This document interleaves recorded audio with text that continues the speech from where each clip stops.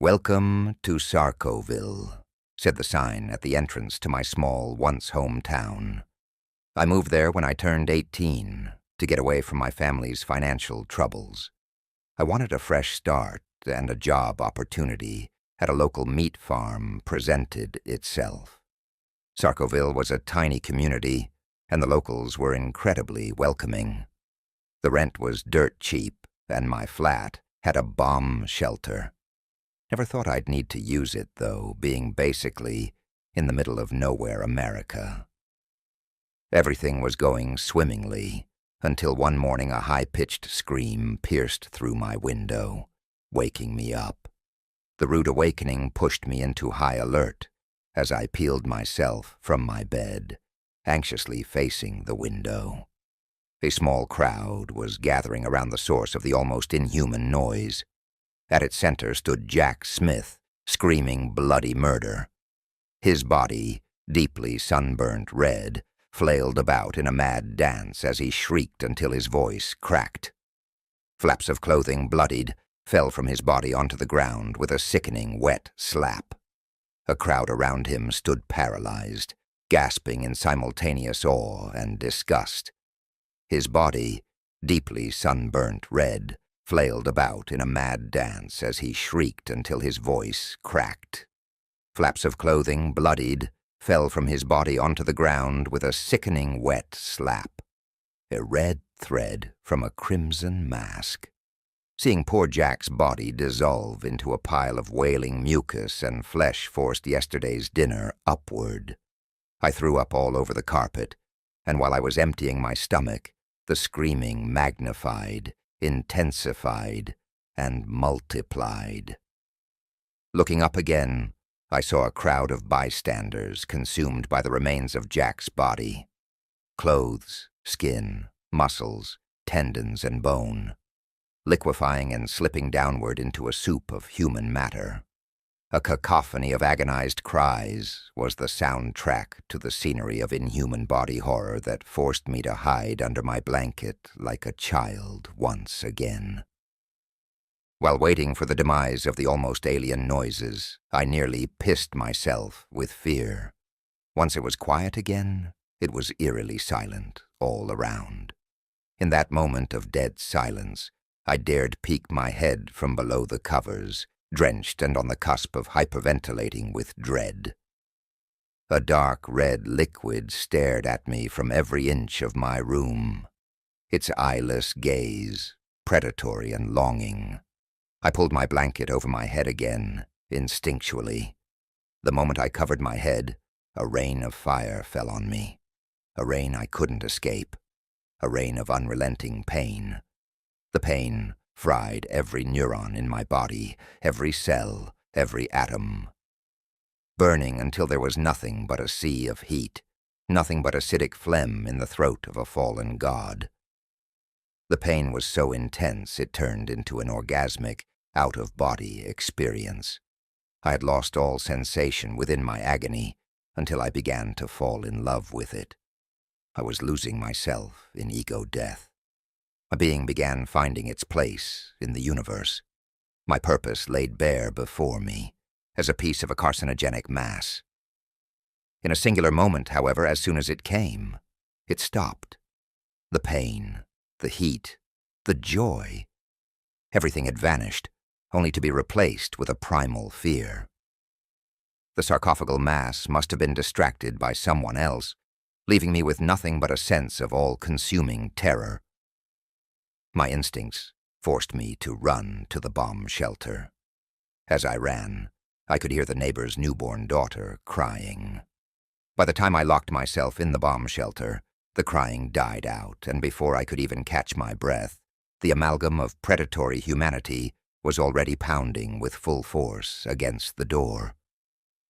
Occasionally crying in a myriad of distorted voices, beckoning me to join strangers, acquaintances, neighbors, friends, lovers, and relatives, calling me to find unity in them and be as one forever, promising a life without boundaries or barriers.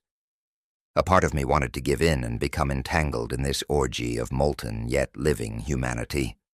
I had to resist the urge to join this singular living human fabric. I was about to break after hours of relentless psychological torment. But then, it just stopped, and the world fell dead silent again. It took me a few long minutes before I dared open the door ever so slightly, creating only a tiny opening while being almost paralyzed by dread. The whole time I was worried sick this thing would be smart enough to fool me with a momentary silence. At that moment, it seemed like there was nothing there. Too exhausted to think rationally at this point, and armed with a sense of false security, I shoved the door open. My heart nearly went to a cardiac arrest as I fell on my ass. A disgusting formation of sinew and muscle tissue stood towering over me. Numerous tentacles and appendages shot out in all directions. Tentacles and faces jutting out of every conceivable corner of this thing. It just stood there, looming, unmoving, statuesque. Even after I screamed my lungs out in fear, the horror remained stationary, not moving an inch of its gargantuan form. Thankfully, my legs thought faster than my brain, and I ran. I ran as fast as I could toward my car. I drove away without looking back. I drove like a maniac until I was back at my parents'. To explain my return, I made up a story about a murderer on the loose. I guess being dressed in my pajamas and showing up as pale as a ghost helped my case. Sometime later, I moved away again, this time to a less secluded place, and the years had gone by. It took me a long time to forget about Sarcoville, but eventually, I did. At first, I couldn't even handle the sound of toddlers crying without being drawn back to that awful place. Nor could I look at raw meat the same. I still can't. I have been vegan for the last decade. Time does, however, heal some wounds, it seems, and eventually I was able to move on. One night, not too long ago, while I was driving to visit relatives on the West Coast, I passed by some inauspicious town that seemed abandoned at first glance. Other than the ghastly emptiness and the unusually bumpy roads, the town seemed pretty standard for a lifeless desert ghost town. I passed a few of those that evening and thought nothing of it. Cursing under my breath, I kept on driving as my car almost bounced about on top of the dilapidated road, until I caught a glimpse of a sign that said, "You are leaving Sarcoville." My heart sank. Mental floodgates broke down. Visions from that day flashed before my eyes. Memories. Nightmares. The car nearly flipped over. Losing control, I swerved before bringing the car to a screeching halt. An indescribable force dug into my brain, forcing me to get out of the car and take in the scenery all around me. No matter how hard I tried to resist, I couldn't. My body moved on its own accord. The arms wouldn't stop. Legs wouldn't stop. The eyes wouldn't close. I was a flesh puppet forced to witness the conglomeration of carnage infesting the town I called home, for a brief time. Every single inch infected with the frozen, parasitic, cancerous growth. A poor imitation of the human form stood around in different poses, looking eyelessly in different directions. The structures, the buildings, the trees, a flesh cat or a dog or some other sort of animal just stood there too. Even the road, the concrete, and the earth below it. Every last thing in there was but an adhesive string in a monolithic parasitic spider web of molten hominid matter. I just stood there, slowly devouring the dread that this evil infection inspired in me. Its invisible claws penetrated deep into my psyche, into me. It took hold of me, almost as if to tell me that even though I was the sole survivor of its onslaught in Sarcoville, it could still do with me as it pleased. Even when immobilized by the night, it still managed to pull me into its grasp, to leave a gruesome reminder of its place in my life. to torment me as it pleased. And once it was satisfied with the pain it had inflicted upon me, it just tossed me to the side of the road like roadkill. A rotten piece of meat. With its spell on me broken as suddenly as it was cast, I was able to drive away from Sarcoville. That said, the disease has embedded itself deep within my mind. I haven't slept right for the last month. Every time I close my eyes, a labyrinthine construct of pulsating viscera envelops my dreams. The pulp withers, expanding and contracting in on itself as it keeps calling my name. An a cappella of longing echoes beckoning me to return home. To return to Sarcoville.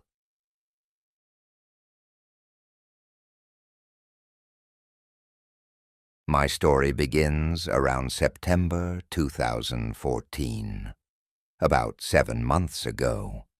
It all began after I was released from the hospital following a rabid dog's attack. Luckily, according to the doctors, there was no serious damage done to me by the animal. However, due to a severe loss of blood, as they said, I might have some issues. One of the issues I have is that my vision has gone a bit blurry, and my eyes are not as sensitive to light as they used to be, meaning I am seeing the world in darker colors than it actually is. I was on my way home from work when suddenly, out of the alley, a frenzied German shepherd came storming at me. Before I could even process what was going on, been knocked down by the canine. The last thing I remember before waking up at the hospital was the feeling of canines sinking into my lower neck and shoulder, and the cracking sound of a bone breaking. Anyhow, none of that is important now. I have to admit, I'm a huge horror fan, to the point where my friends call me a freak for not being freaked out by extreme gore, or not getting scared by spooky things that jump at your screen. I don't know.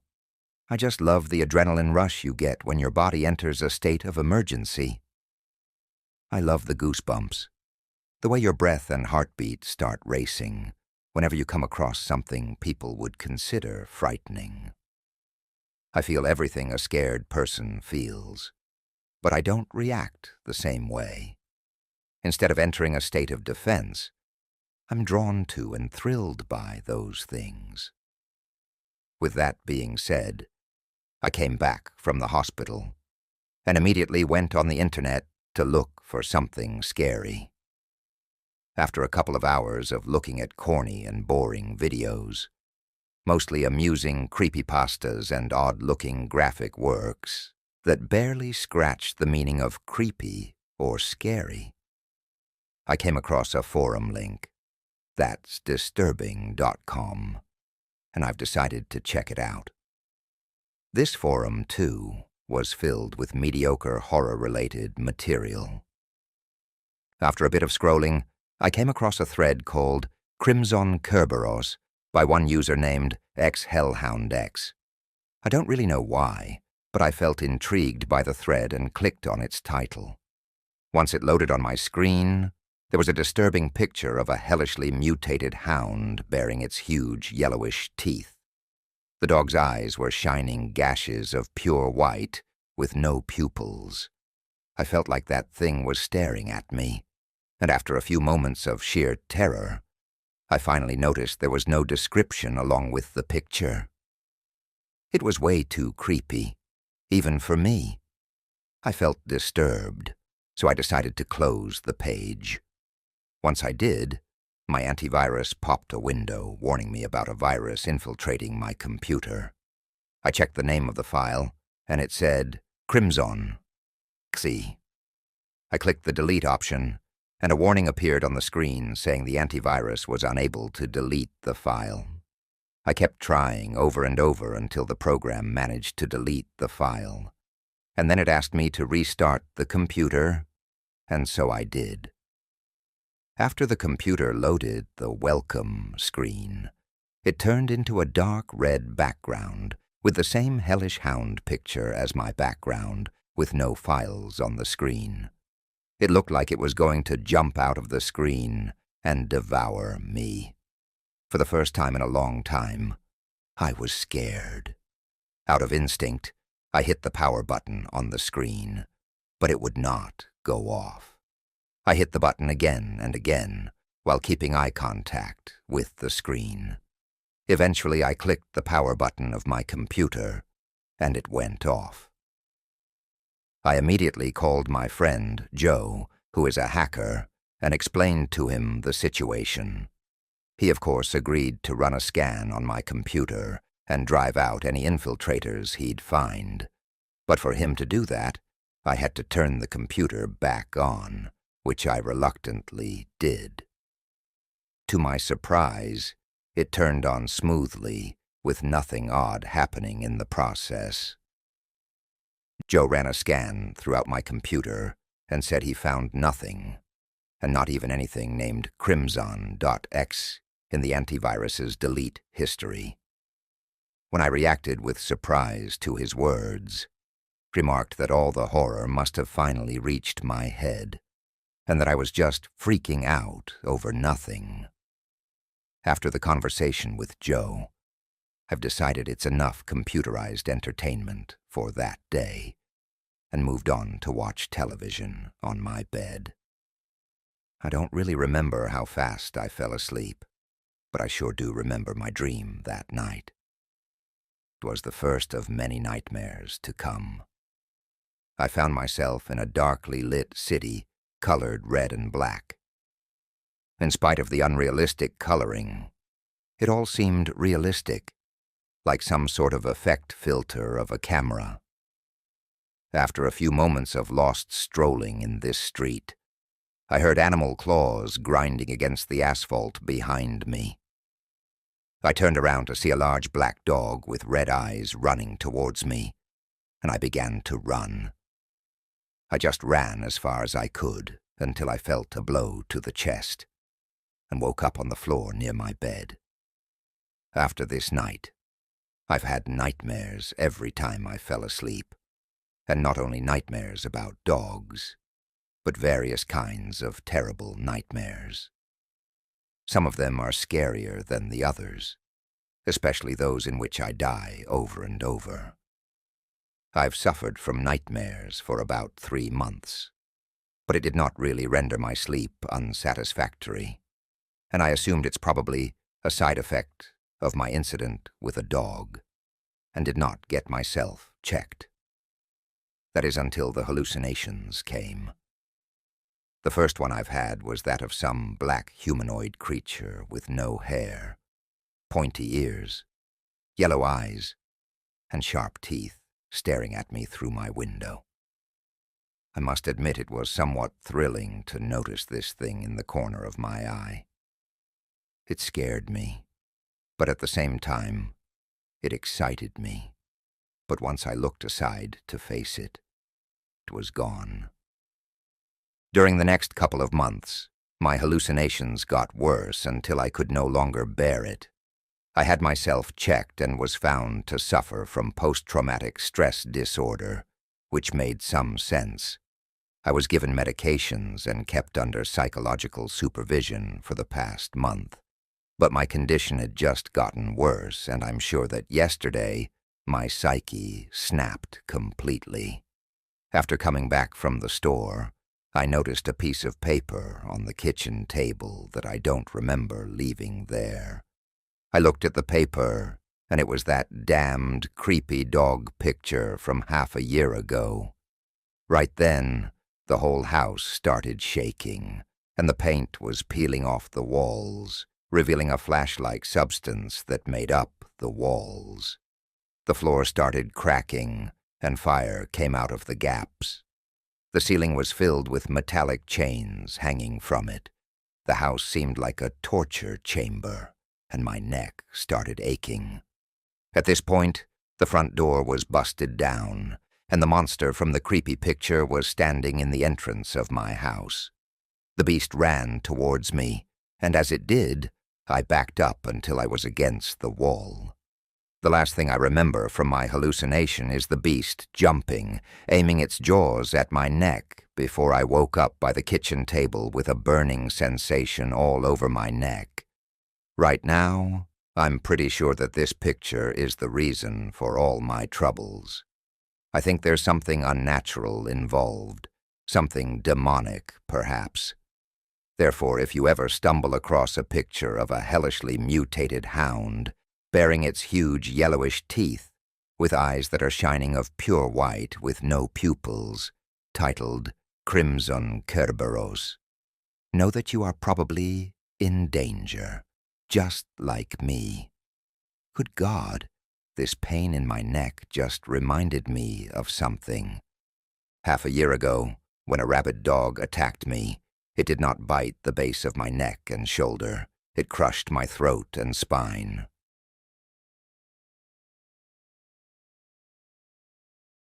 I pushed the doors open. As I stepped inside the bar, everyone just stared at me. Being the new guy in town is never easy, you know. You got to learn new things, meet new people, get a job, and so on.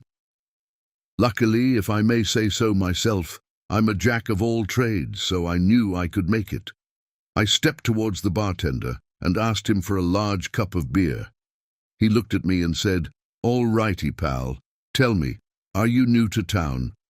I've never seen you before." I smiled, revealing a set of teeth that have gone slightly dark due to the passage of time. I looked the man right in his dark brown eyes and said, "Yeah, I am." The bartender poured beer into a huge glass cup, placed it firmly against the wooden counter and said, "Here's your beer and welcome to Hell's Moth." Before I could thank the man, he said, "You know, son, we have some pretty weird stuff going on here, so be careful."